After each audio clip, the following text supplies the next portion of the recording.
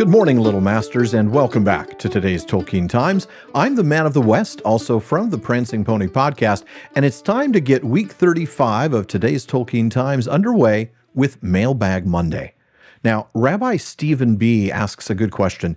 Do we know how Eärendil sailed Vingalat around the atmosphere after his crew were sent home to Middle-earth and he was promoted to planet? Even a relatively small sailboat, Stephen points out, needs multiple people hauling ropes and adjusting sails to function properly, not to mention slaying and Caligon at the same time. Do we have any indication as to how he did it? It's about time I get a question about Vingalat. I'm sorry. Let's start with a description of the ship to see if we gain any clues as to its size or the need for crew. For that, we go to chapter 24 of the Silmarillion of the Voyage of Eärendil and the War of Wrath. Eärendil was now lord of the refugees of Gondolin gathered around the mouths of Sirion. He and Elwing had just had their twin sons, Elrond and Elros, when he became unquiet for two reasons. Number one, he wanted to find his parents, Tuor and Idril. And then two, he wanted to bring the message of elves and men to the Valar. So he became friends with Círdan, and that's where I'm going to pick up the text. With the aid of Círdan, Eärendil built Vingalat, the foam flower, fairest of the ships of song. Golden were its oars, and white its timbers, hewn in the birch woods of Nimbrathil, and its sails were as the argent moon. Now, there's nothing there as to the exact size of the vessel, though we do know that it has oars and it has sails, plural, so that's a start. Now, whether multiple sails also implies more than one mast, I can't say, and the text doesn't tell us. But we do know that Círdan's craftsmanship and his ability to build larger and larger ships improved over time. In Peoples of Middle-earth, which is volume 12 of the History of Middle-earth, in a piece towards the end called Last Writings, there's an altogether too small section on Círdan. And there we read something very interesting about him. And look, I know this is only indirectly related to the question, but I think it's worth reading. He was standing on the shores of Middle-earth, forlorn after the departure of his people, the Teleri, and decided that he would sail across the great sea. And then we read this. But even as he said this, he received in his heart a message, which he knew to come from the Valar, though in his mind it was remembered as a voice speaking in his own tongue.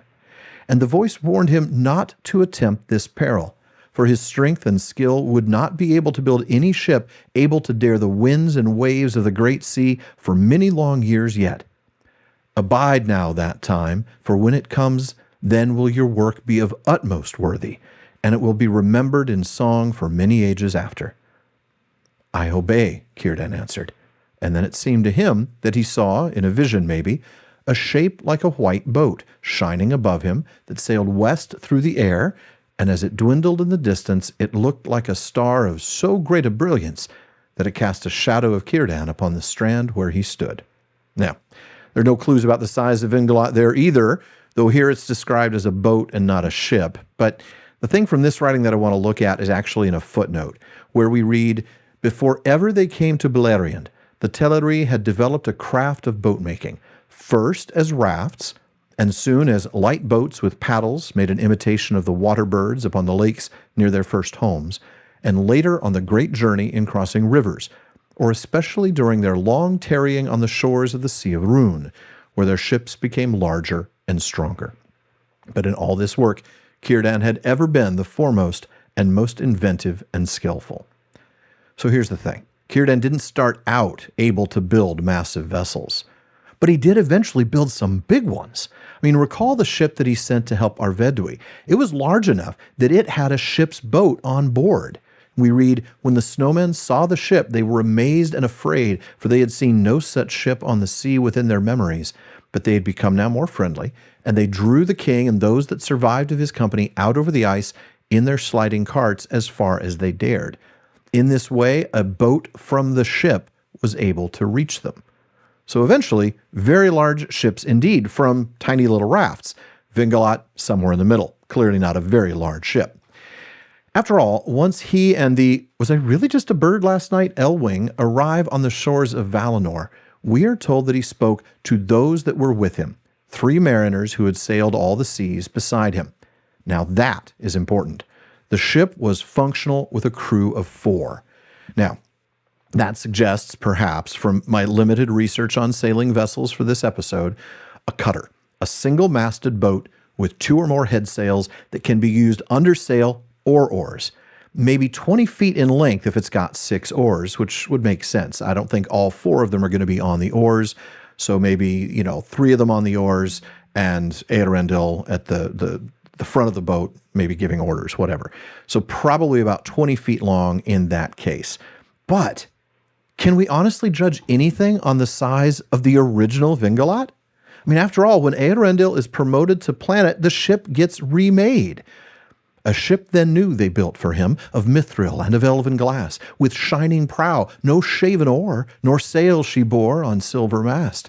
The Silmaril is lantern light, and banner bright with living flame, to gleam thereon by Elbereth herself was set, who thither came, and wings immortal made for him, and laid on him undying doom, to sail the shoreless skies and come behind the sun and light of moon. So, wait, no shaven oar, that is, no oar made of wood, nor sail on silver mast. The boat now, it's also made of magical materials in a way, mithril and elven glass, not typically what you'd make a seagoing vessel out of. But then again, it's not exactly a seagoing vessel anymore, is it? It's a spaceship now. There are no sails to adjust, no ropes to haul, no oars to pull. So no, Stephen, we don't have any indication of how Eärendil sailed Vingalot 2.0 through the heavens, but we know that its propulsion was of a form totally alien to seagoing vessels, no oars and no sails. So one imagines that its navigation was as well. As Tolkien said, speaking of Sauron carrying back the One Ring while incorporeally fleeing the destruction of Numenor, I do not think one need boggle at this. I think the same thing applies here. But it was a fun question anyway, if only because it allowed me to read about Eärendil, Vingalotte, and everybody's favorite bearded elf, Círdan. Now, I hope you're satisfied with the answer, Stephen. If not, at least please don't harbor any grudges. Folks, that wraps it up for Mailbag Monday. If you have a question you'd like me to answer, please email it to barliman@theprancingponypodcast.com. Let him know it's for today's Tolkien Times, and I'll get to it just as soon as I can, with priority going to supporters of the show on Patreon. Speaking of which, if you want to help me make this show better, please visit patreon.com/TolkienTimes. You can join my content council, listen to a bonus episode every week, and a lot more. And join me again tomorrow on today's Tolkien Times for Tolkien Tuesday as we learn more about the professor himself. Now, if you're watching this on YouTube, please like and subscribe.